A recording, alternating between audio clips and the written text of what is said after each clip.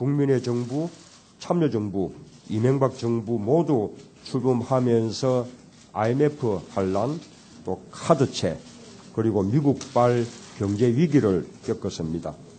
성격의 차이는 있겠지만 본질은 모두가 금융위기라고 할 수 있겠습니다. 지금 가장 큰 현안이 되고 있는 가계부채 문제도 역시 소비자 금융의 문제입니다. 올 상반기 기준으로 가계부채가 922조 원입니다. 부실채권 비율도 거의 50% 이렇게 다 돼간다고 합니다. 이 문제에 대비하고 해법을 찾아내지 못하면 다음 정부도 자칫하면 금융발 경제 위기와 함께 출발하게 될 그런 우려가 있습니다. 최근 국내적으로나 국제적으로나 금융 환경이 급변하고 있습니다. 시장 만능주의와 효율성을 강조하던 신자유주의적 금융 패러다임의 근본적인 변화가 요구되고 있습니다. 세계 각국의 금융 당국이 금융 규제를 대폭 강화하고 있고 또 국제 금융 시스템 개혁도 추진하고 있습니다. 이런 상황을 감안할 때 한국 금융시장과 금융산업도 새로운 상황에 맞는 역할 재정립이 필요하다고 생각을 합니다. 총 금융자산 기준으로 1975년 27조 원에서 작년에 1경 894조 원 이렇게 증가했으니 380배나 증가를 한 셈입니다. 이런 양적 성장에 걸맞는 사회적 책임을 위한 노력도 지금 은행 자체적으로 많이 진행이 되고 있습니다. 채용에서 표준 이력서나 블라인드 면접, 지금 대부분 은행들이 지금 시행을 하고 계시고요. 또 비정규직의 정규직 전환도 은행들이 노력을 많이 기울이고 있습니다. 작년까지 사회적 공헌에 기부한 금액도 약 9천억 원이나 되고 또 서민금융 확대나 소비자 보호 등에도 노력도 많이 기울이는 것으로 알고 있습니다. 아주 다행스럽고 반가운 일입니다. 이런 은행들이 최근에 하고 있는 사회 공헌 또 사회 기여에 대해서 아주 높이 평가하고 감사를 드립니다. 그러나 생산성이나 시스템 면에서도 그만큼 발전을 했느냐라고 한번 살펴보면 아직도 부족한 부분이 많이 있습니다. 아직도 중산층과 서민을 대상으로 주택담보대출 같은 이런 손쉬운 수익만 추구하는 경향이 여전히 존재하고 있는 것 같습니다. 상한 능력 금융 시스템을 갖추기보다는 우선 담보 잡고 대출하고 나중에 담보권 실행을 통해서 채무자만 압박하는 그런 형태도 아직 많이 남아 있습니다. 금융기관 중심적으로 생각을 하다 보니 금융 소비자 이익에는 소홀하다는 그런 비판도 있습니다. 금융위기 때마다 부담은 국민들이 지고 또 극복 과정에서 놓은 이익은 금융사와 대기업이 모두 다 챙긴다. 이런 비판도 국민들에게 많이 있습니다. 이런 면에서 우리 금융이 개혁할 부분이 아직 많이 남아있다라고 저는 생각을 합니다.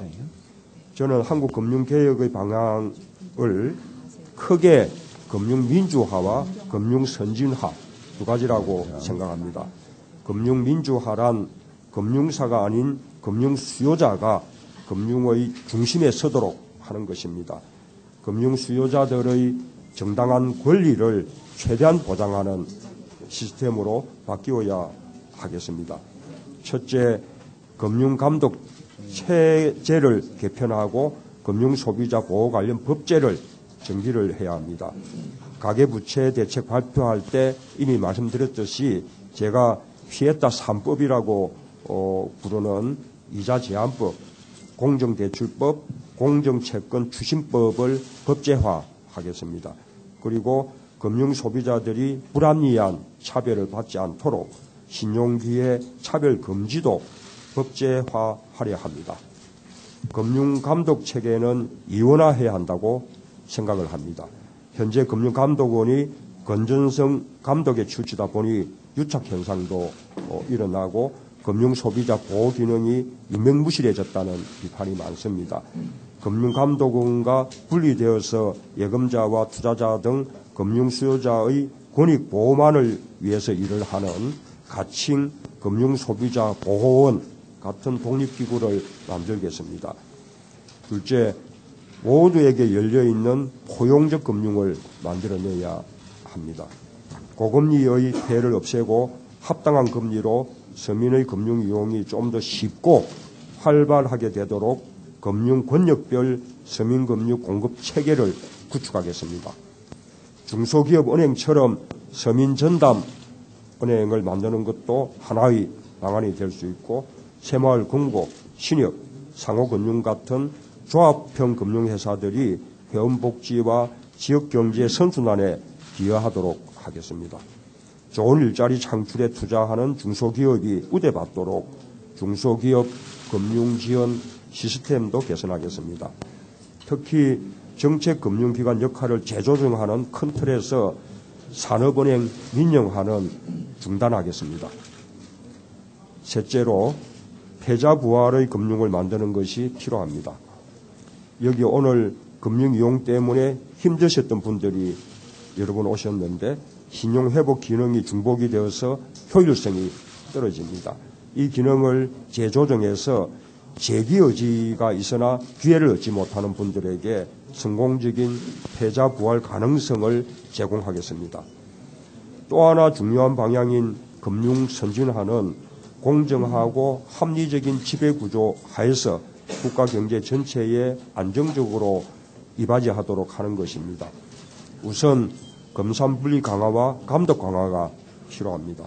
금융회사의 위기는 예금자와 투자자의 막대한 피해를 줄 뿐 아니라 공적 자금으로 국민 전체에 큰 부담이 됩니다. 산업과 금융이 융합되어 있는 복합금융그룹에 대해 통합감독을 실시해서 금융부문의 위기가 확산되는 것을 이연에 방지해야 합니다.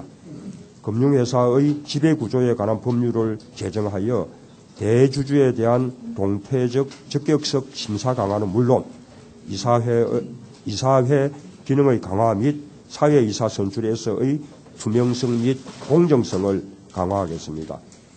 저축은행 사태에서 보듯이 대주주를 엄격히 통제할 필요가 있습니다. 낙하산 인사관행을 철폐하고 내부 통제 시스템도 개선하겠습니다.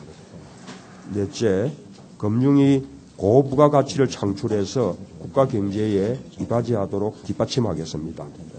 우리나라 GDP 대비 금융업의 부가가치 비중이 6.2%인데요. 미국의 7.9%나 스위스의 13.7%에 비해 볼 때 아직도 성장 여력이 많다고 생각합니다. 국내외의 새로운 사업 영역 개척을 통해서 고부가가치 산업으로 발전할 수 있도록 정부가 적극 지원하겠습니다. 셋째, 금융당국의 과도한 규제와 간섭을 좀 더 합리적으로 개선하겠습니다. 원칙적으로 금융에 대한 규제는 금융산업의 발전, 금융시장의 안정, 금융소비자 보호의 관점에서 이루어져야 합니다. 기존 산업에 대한 과도한 보호와 함께 신규 진입 장벽이 높고 금융상품 개발에 대한 규제가 자의적으로 이루어지는 경향이 있어서 금융산업의 발전을 저해하는 측면이 있습니다. 시장 안정성과 소비자 보호를 해치지 않는 선에서 과도한 금융산업 규제를 완화하고 금융당국의 과도한 자의성을 해소하도록 하겠습니다. 흔히 하는 속된 말이지만 사람 나고 돈 났지 돈 나고 사람 났냐고들 합니다. 국가와 국민을 위한 금융이지 소유주와 금융기관 또 금융기관 구성원을 위한 금융이 아니라고 저는 생각을 하고 있습니다. 돈보다 사람이 먼저다는 생각으로 정책 방향과 개별 정책 과제들을 마련하겠습니다. 우리 연합회장님 또 은행장님들 비롯해서 금융관계자 여러분들께서 오늘 기탄 없는 그런 말씀들 또 좋은 말씀들 많이 해주시면 제가 금융정책을 이렇게 잘 만드는데 잘 반영하도록 하겠습니다. 자, 오늘 감사합니다.